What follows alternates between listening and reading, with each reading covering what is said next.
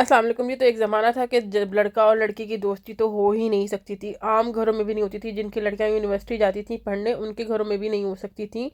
और जो रिलीजियस होते थे उनके घरों में तो रवाज ही नहीं था।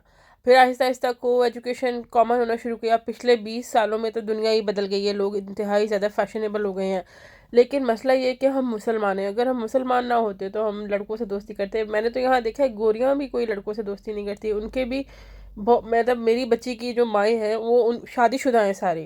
कोई आवारा नहीं है। हाँ, आवारा भी होते हैं लेकिन सारे आवारा नहीं होते। एनीवेज, तो ये जो है ना, लोग अब कहती हैं लड़कियां कि ये मेरा बेस्ट फ्रेंड है। तो भाई, आप अपने हस्बैंड को क्यों नहीं अपना बेस्ट फ्रेंड बनाती हैं? आखिर उस हस्बैंड में ऐसी क्या कमी होती है कि आपका जो बेस्ट फ्रेंड है वो आपकी बात तो सुनता है लेकिन हस्बैंड को आपकी बात समझ नहीं आती? अच्छा, और यही औरतें होती हैं, अगर हस्बैंड की बेस्ट फ्रेंड हो जाए तो उनका बुरा हाल हो जाता है कि हस्बैंड की बेस्ट फ्रेंड क्यों हो गई, क्योंकि हमारी तो बेस्ट फ्रेंड हो सकता है लेकिन हस्बैंड की बेस्ट फ्रेंड नहीं हो सकती। और अगर यही सारे कमेंट्स इनके हस्बैंड पढ़े तो उनको कैसा लगेगा?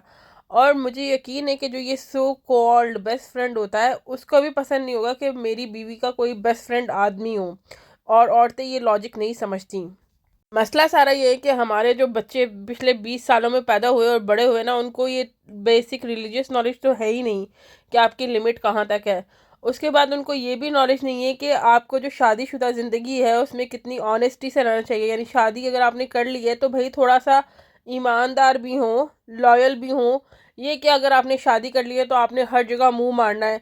भाई, अपने मियाँ पे आप तवज्जो देंगी तभी वो भी आपके ऊपर तवज्जो देगा ना। लेकिन ये बात लड़कियों को समझ नहीं आती है। दूसरा, आदमियों को भी ये सोचना चाहिए कि अगर वो बाहर मुंह मार रहे हैं, उनको लगता है कि हम किसी और की बहन, बेटी या बीवी ख़राब कर रहे हैं, तो क्या हुआ, हम तो मैरिड हैं, तो भाई उनकी बीवियां भी ख़राब हो सकती हैं। ये जो आदमी जो हमारे सोचते हैं ना कि चलो मज़ा कर रहे हैं, 2 मिनट में ठड़क अपनी पूरी कर रहे हैं, तो खुदा के लिए ये ठड़क जो है ना वो आपको बहुत लॉन्ग टर्म लॉस देती है। ऐसा नहीं होता कि आपकी ठड़क 1 मिनट में पूरी हो गई और उसके कोई साइड इफ़ेक्ट नहीं होते, उसके साइड इफ़ेक्ट होते हैं।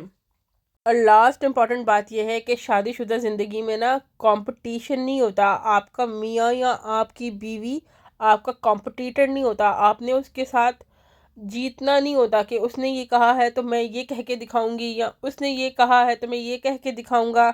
मेरा पाँव ऊंचा है, मैं अमीर हूँ, मैं अच्छे घर से हूँ, ये गरीब है, ये फ़कीर है।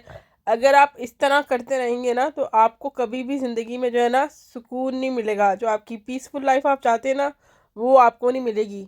एक तो आपने कंपेयर नहीं करना दूसरे लोगों से अपने आप को। दूसरा, आपने ईमानदारी से शादी करनी है, ऑनेस्टी के साथ, वफादारी के साथ उसको निभाना है।